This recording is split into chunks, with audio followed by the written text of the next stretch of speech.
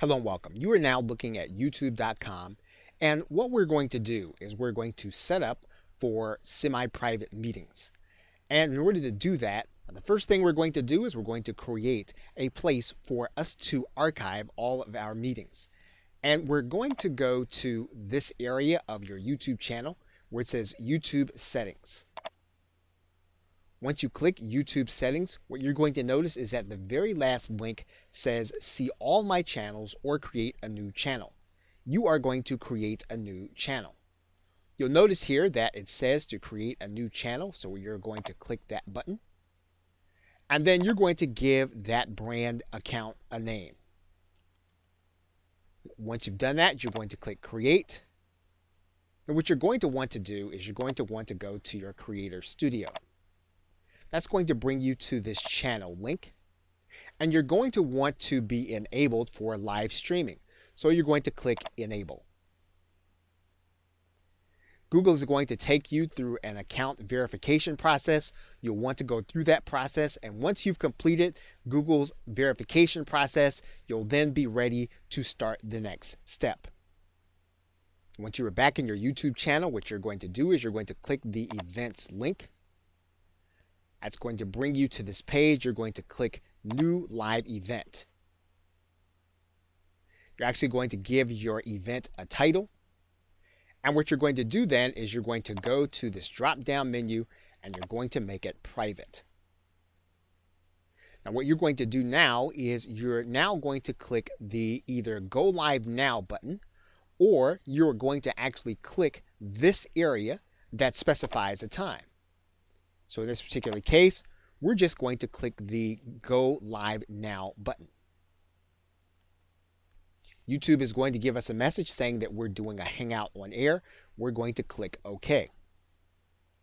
Now the interface for Hangouts on air is slightly different. Now you'll notice that there is a camera there. The camera currently is being turned off. You can turn that on. Any of your guests can turn on their camera in the very same way in this area.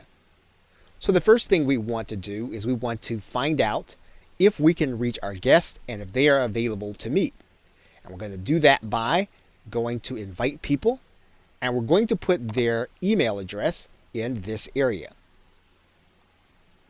And then we're going to click invite. Now that invitation has been posted to that individual, and now they will get notice as to whether or not they can actually attend. That person will get an email saying that they have been invited to a call. And they can choose to join by clicking this button. You'll notice now that there are now two people that are part of the call. And you actually have a blank screen.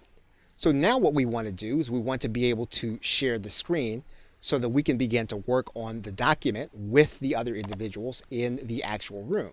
So we're going to click Screen Share. And now we're sharing the actual document on screen. But there's one more step that we want to take because we want to be able to archive this with the other individuals so that once it's over, we will have a recording. And in order to do that, we have already set the parameters to private so we can actually broadcast this without any fear that there is going to be anyone else watching. Our privacy settings means that the only people that are going to be able to see the broadcast are going to be those that are actually on the call. So what we're going to do is we're going to click the Start Broadcast button. Now you'll notice that it says that the Hangout on Air will now be broadcast on YouTube. That means then that it will be broadcast privately and that the recording will be there once we've completed the meeting. So what we're going to do is we're going to click OK. So then the Hangout on Air will actually begin. It will actually begin recording. We'll work through the document. And then at some point, the meeting or the Hangout will end. Now, obviously, we can use the group chat. That will not be recorded.